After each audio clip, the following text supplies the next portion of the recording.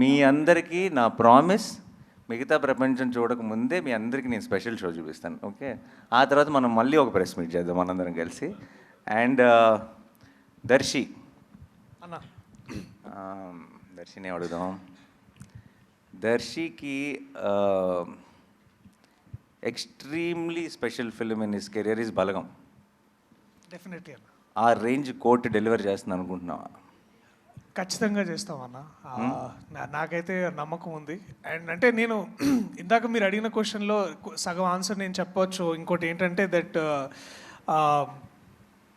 ఇంకే ప్రొడక్షన్ హౌస్లో చేసినా ఒక ఎత్తు, కానీ మీతో చేయడం ఇంకో వేరే ఎక్స్పీరియన్స్ అన్న. ఎందుకు ఎక్స్పీరియన్స్ అంటే మోస్ట్ ఇంపార్టెంట్లీ నాకు కూడా ధైర్యం ఉంటుంది. ఓకే, నేను చేసేది కరెక్టే, ఈ టీం అందరం చేసేది కరెక్ట్ అని బిలీవ్ చేయడానికి ఏదైనా ఉంటే ఆ నాని అని ఉన్నాడులే, చూసుకుంటాడులే అనే ఈ ధైర్యం. నాట్ జస్ట్ బికాజ్ మీరు డబ్బులు పెడుతున్నారని కాదు, లేకపోతే బెటర్గా దీన్ని వైడర్ ఆడియన్స్ తీసుకెళ్తారని కాదు, కానీ స్క్రిప్ట్లో ఎక్కడన్నా మధ్యలో ఒక నాట్ ఉన్నా, లేకపోతే ఎక్కడైనా ప్రాబ్లం ఉన్నా సరే మీరు ఒక రైటర్గా ముందుకు వస్తారని మాకు నమ్మకం ఉండింది. అండ్ డైరెక్టర్గా కూడా మీరు మమ్మల్ని అంటే ఇతన్ని కానీ లేకపోతే అంటే బట్ నాకు తెలుసు అన్న, I think your a successful actor because you're also great writer.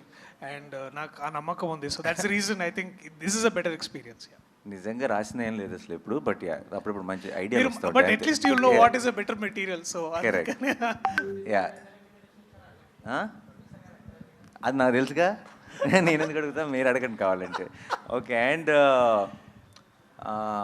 నేను నా సైడ్ నుంచి చెప్పాల్సిన మాట, నేను నీకు గుర్తుందా, నేను దర్శన్ కలిసినప్పుడు నేను అన్నాను, నాకు పర్సనల్ ఫేవరెట్, నాకు బలగం అంటే, బలగంకి నేను చాలా పెద్ద ఫ్యాన్. అది ఐ థింక్ అందరికీ తెలుసు, నేను చాలాసార్లు మీడియాలో కూడా షేర్ చేసుకున్నాను.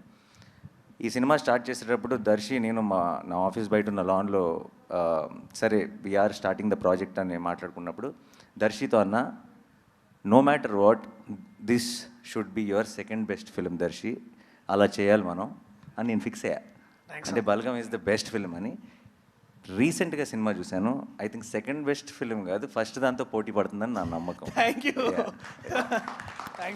అండ్ మీ రోషన్కి నీకు ఇది కామన్ క్వశ్చన్. నేను ప్రొడ్యూసర్ని, కానీ ఆన్ లొకేషన్ ప్రొడ్యూసర్ని కాదు కాబట్టి నాకు చాలా విషయాలు పోస్ట్ అవుతుంటాయి. మీ ఇద్దరికి బోల్డ్ ఈగో క్లాష్లు ఉన్నాయని, సెట్లో ఉన్నప్పుడు నేను హీరో అని, ఫస్ట్ హాఫ్ హీరో నేను, సెకండ్ హాఫ్ హీరో నేను అని మీరిద్దరు ఒకరినొకరు చూసుకోకుండా అలా చాలా ఈగోయిస్టిక్ ఆన్ లొకేషన్ బిహేవ్ చేశారని విన్నాను రూమర్స్, బట్ అది ఎంతవరకు నిజం? దీనికి అతనే కరెక్ట్గా చెప్తాడన్నా. అండి, ఇక్కడికి వచ్చిన మీడియా వాళ్ళందరికీ నమస్కారం అన్న. అలా ఏం లేదన్నా యాక్చువల్లీ, బట్ అన్నే సాంగ్ నువ్వే దొబ్బేశావు. లైక్ గర్ల్ ఫ్రెండ్ నీకే ఉంది, సాంగ్ నువ్వే దొబ్బేశావు, నన్ను ఏంట్రా ఈ లాయర్ చేశారు అనేసి ఫీల్ అయ్యాడు. యా, నీకు లవ్ స్టోరీ కావాలనిపించిందా? అంటే దీంట్లో ఫస్ట్ వర్షన్ ఎట్లుండిందంటే, ముందు సూర్యతేజ అర్జున్ సర్కార్ లాంటి క్యారెక్టర్ అయితే బాగుంటుంది, నేను రోషన్ లాంటి క్యారెక్టర్ చేస్తే బాగుంటుందని ఒక వర్షన్ అప్పుడు ఒకప్పట్లో బాగా నడిచింది. But most importantly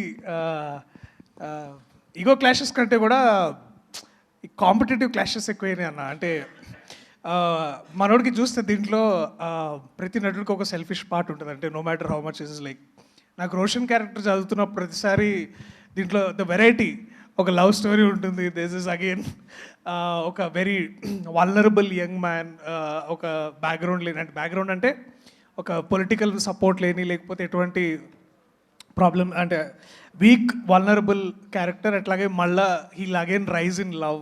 so there is spectrum of ఒక క్యారెక్టర్ ఆర్క్ మనోడికి చాలా వెరైటీ. నాకు అది చూసి కొంచెం అసూయగా ఉండేది. సో అప్పుడు అట్లా అంటుండేవండి, అంతేగాని but I'm very proud of what is done in the film, like you are. So yeah, and so equally about. మీ ఇద్దరు అయితే డెఫినెట్గా వాళ్ళిద్దరు గురించి నేను తర్వాత మాట్లాడతాను. But Roshan amazing performance. And చాలా సినిమాల్లో మనందరికీ తెలుసు రోషన్ ఎన్ని ఫిల్మ్స్లో చేశాడు. తను ఆల్రెడీ ఆర్టిస్ట్గా ప్రూవ్ చేసుకున్నాడు. బట్ నాకెందుకో ఇలా లీడ్గా I think I'm extremely proud of your performance and the film. And నువ్వు ఈ సినిమాతో నాకు తెలియకుండా మీ ఇద్దరు రెస్పాన్సిబిలిటీ నేను కంప్లీట్గా తీసుకుంటున్నా. అండ్ ఐ విల్, ఎందుకంటే I fell in love with both of you while watching the film. చాలా రోజుల తర్వాత లవ్ స్టోరీస్తో ఏంటంటే, నేను బయటకు వచ్చిన వెంటనే చెప్పాను, నీకు గుర్తుందా సినిమా చూసి బయటకు వచ్చిన వెంటనే, లవ్ స్టోరీస్తో ఏంటంటే ఎప్పుడో మనం ఆల్రెడీ చాలా సినిమాల్లో చూసిన స్టార్స్ చేసినప్పుడు ఆ స్టార్స్ మనకు బాగా పరిచయం. సో సీన్స్ బాగున్నాయా, డైలాగులు బాగున్నాయా, మ్యూజిక్ బాగుందా అని ఎంజాయ్ చేస్తామే తప్పితే వీళ్ళిద్దరూ నిజంగా లవ్లో ఉన్నారా అని ఆ ఇమోషన్ని మనం ఫీల్ అవ్వం. అంటే మనం నమ్మేసి, అంటే ఇంకా సినిమాలాగానే చూస్తాం, మనం నమ్మేసి ఆ ఇమోషన్ని ఫీల్ అవ్వం. ఐ థింక్ వీళ్ళిద్దరూ ఆ రోల్స్ ప్లే చేయడం వల్ల నాకు సినిమా చూస్తున్నాను సేపు it felt like I'm feeling that love from the screen అనిపించింది. And I think that will be the biggest USP of thank you so much and amazing job. And తర్వాత ఇంకా బోల్డ్ అంతా మాట్లాడాలి, అప్పుడు చెప్తా.